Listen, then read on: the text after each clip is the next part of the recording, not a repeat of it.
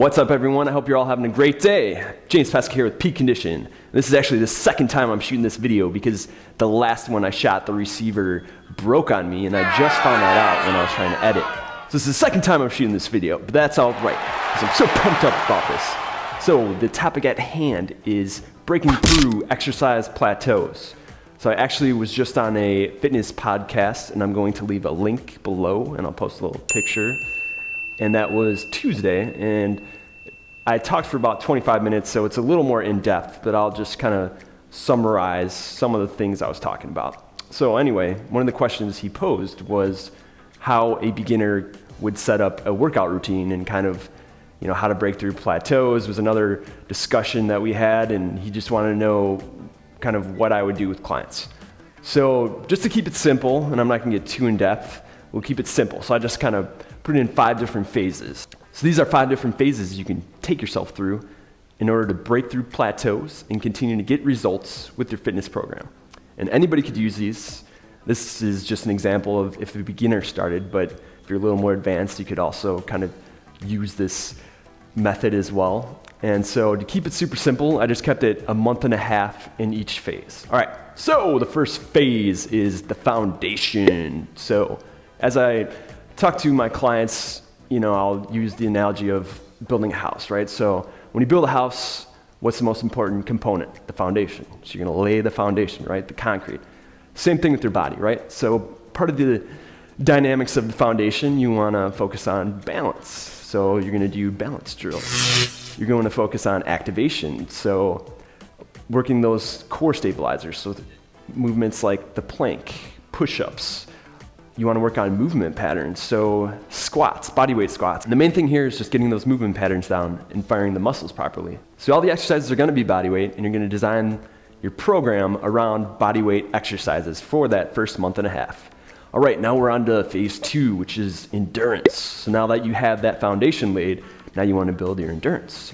So now you're going to use lighter weights and 12 to 20 reps. And so we'll just use the good old chest press as a good example. So now I'm going to grab some lighter dumbbells, and when I do the press, on that 20th rep, I should be fatigued, right? And then I'm going to set them down, and then I'm going to keep the rest interval short because we're working on our endurance, right? So then maybe I'm going to rest for 20 to 30 seconds. Then I'm going to do another set of 20 chest press. Same thing with the squats. Maybe I'm going to hold some lighter dumbbells in my hands. I'm going to do 20 squats. I'm going to rest for about 20 to 30 seconds. Then I'm going to do another set.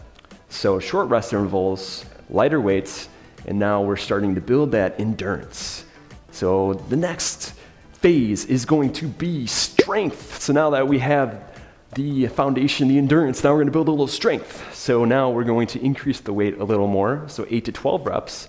So on that 12th rep, I should be exhausted on the chest press, if we're going to use that as an example. And now I'm also going to take a little longer rest intervals, because now that we're using those heavier weights, our body needs a little more time to acclimate and to recover. So rest intervals, 30 to 45 seconds. We're doing 3 sets of 12. And again, we can do supersets, meaning if I did the dumbbell chest press, I'm supersetting it with a push-up. And we're in that phase for a month and a half. And the next phase is max strength. So now that we have that foundation, we have the endurance, we have the strength, now we're building that max strength. So now I'm gonna use heavier weights, 4 to 6 reps and 4 to 6 sets. And I'm also going to rest a lot longer on this, because if you're pushing 4 reps and you're exhausted on that 4th rep, you're really giving it almost your all. So you're gonna need to rest longer. So the rest interval is around 45 seconds to a minute, okay? And again, just working on maximum strength. So we're doing the row, we're doing deadlifts, we're doing squats, but heavier weight. And once we are done with that month and a half, now we're on to the last phase, which is power. So now we're doing anaerobic things. So think like sprinting, right? You're getting your heart rate above 85%. So we could do medicine ball slams. We could do cleans, although that's an advanced movement, so make sure you're doing it properly. Get coached on that one.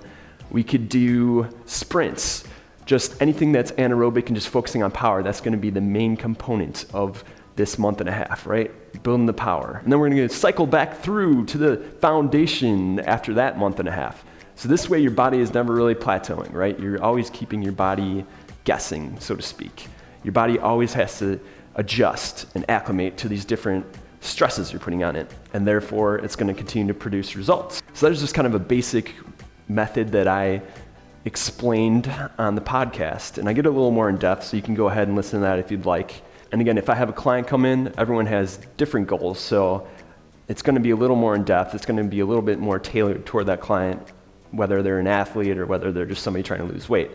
But I think anyone can take these 5 different phases and apply them to their workout routine and continue to get great results. So thanks for watching. Leave a comment below, and I'd be interested to hear how you're breaking through your fitness plateaus. Remember to like, share, comment, and always remember, you don't have to be an athlete to train like an athlete. Let's do it!